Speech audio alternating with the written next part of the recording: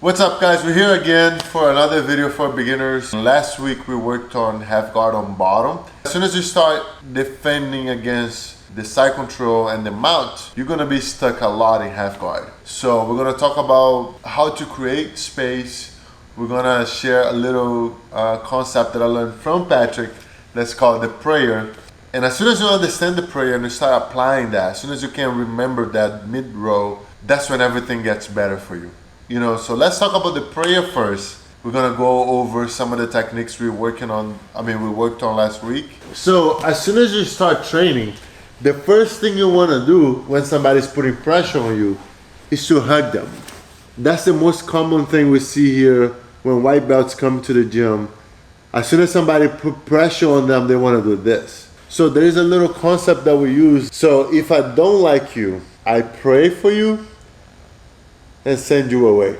Okay? I don't want anything bad for you, but I don't want you close to me like that.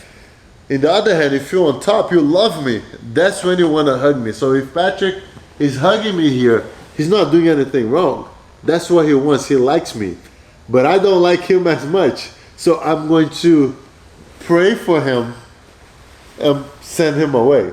You know, and the prayer, as soon as you connect the edges, the elbow edges, the hand, the knees, that's what we call the diamond concept.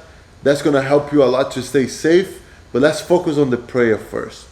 So as soon as you realize, okay, they're about to hug my head, they're about to put pressure on my chest or on my face, they're about to cross face me, that's when you wanna have the inside control. You don't wanna be on the outside, you wanna be on the inside. You wanna tuck your elbows in to avoid underhooks and knee on bellies and pressure passes and even chokes. So you kind of want to use your hand to protect the chokes, and your elbows are going to protect you to create space, right?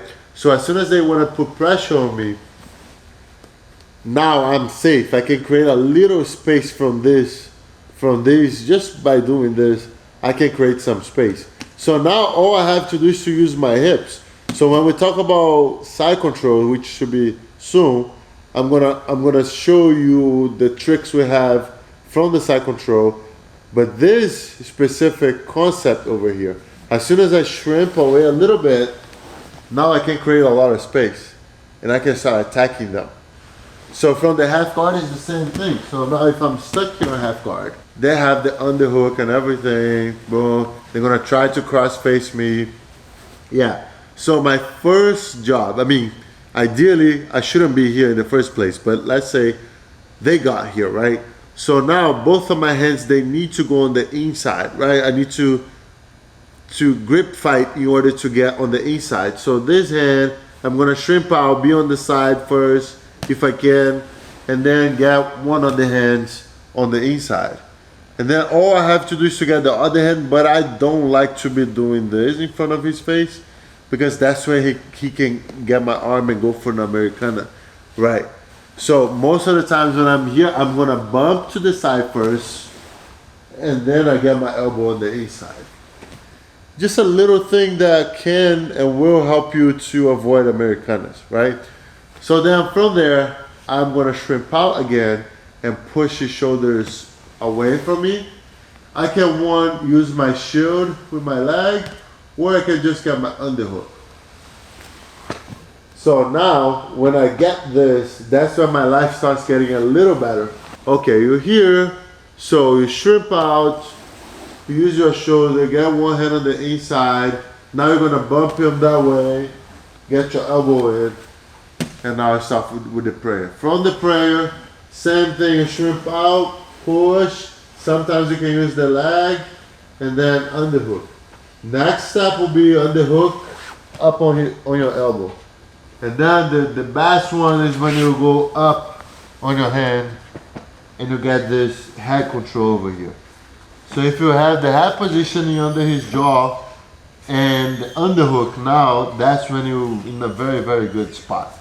That's when you're in a position to attack, you're in a position to rest, you're in a position to take the back, you know. So from there you can do a lot.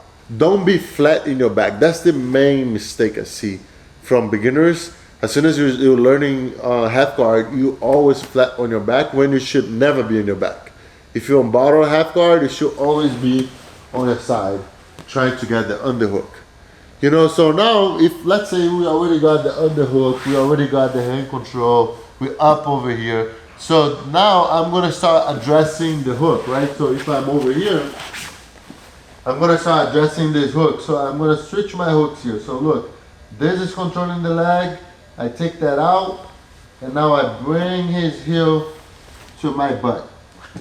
So now I have to free my bottom leg. So now instead of just pulling that out, if I'm flexible enough, I can just do this. But most of the times I'm gonna waste time. So I'm just pushing my hip against his hip in order to be free.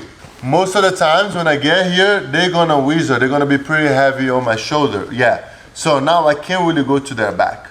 So I have two main options. The first option that's easier if you like to take somebody's back, we call this the limp arm. So I'm gonna act like I'm trying to shake somebody's hand in front of me. So I go here, look, and control the back. So that's one of the things that every time they have you on the wizard over here, every time you do that, the heavier they are, the easier it's gonna be for you to just and control the back. From there, now it starts a whole new game. You have to attack the back, put the hooks in, and we're gonna talk about that whenever it's time to talk about back takes.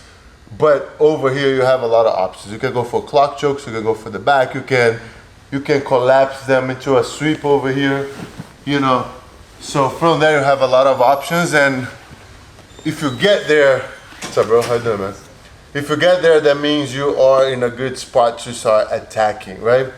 So another option you have from the limp arm,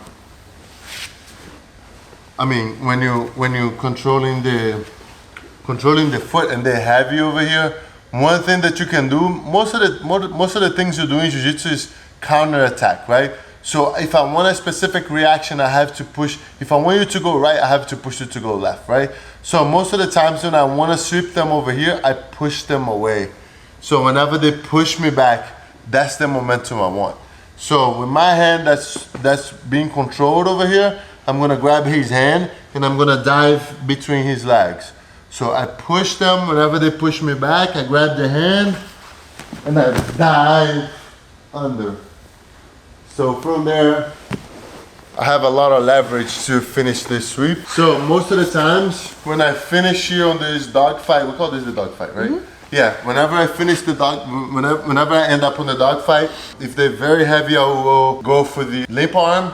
Otherwise, I'll go for this very basic sweep. The third option will be, that's a little harder. It requires some, physical abilities and some understanding on collapsing them, but you can drive through them. If you can get control of that leg, if you can control the foot or the shin, you can now drive into them, But I would say this is the hardest one between the three, just because it takes more effort to collapse someone that don't want to go down, other than making them react. Whenever you're forcing people to react, that's when you can use the leverage a little better. That's when you save energy, and that's when you're gonna be ahead. You can fight for this position. Like wrestlers, most wrestlers, when they come here, they know this. They'll be doing this. And wrestlers don't mind burning energy and trying, going hard and fighting for every single position. Most of the times, especially if you're going against heavier opponent and people that are heavier than you, they have solid base, this is gonna be the hardest one. It's always easier to make them push against you and then you get under or do the limp arm, but it's a preference thing. I would do all of them depending on the person I'm going against. That helps a lot to understand the concept. Never be flat, always be framing, never hug your opponents, and also learn how to create space. Learn how to get the underhook. And as soon as you have the underhook, keep it high so they don't underhook you again. So if you have the underhook and you're very low, they can easily just, get the underhook. But now if you're high up here, it's harder for them to do it. If you have the head under their jaw, under their chin, that's when it's gonna become even harder. So little adjustments that you make will make your life much easier, and your jiu-jitsu much more smooth.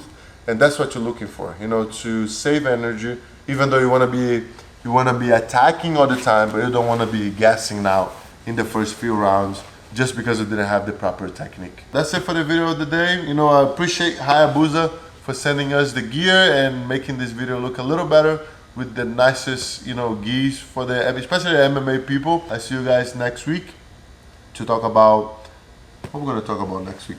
Oh, half guard on top. Next week we're gonna talk about half guard on top, and then we're gonna talk about back takes.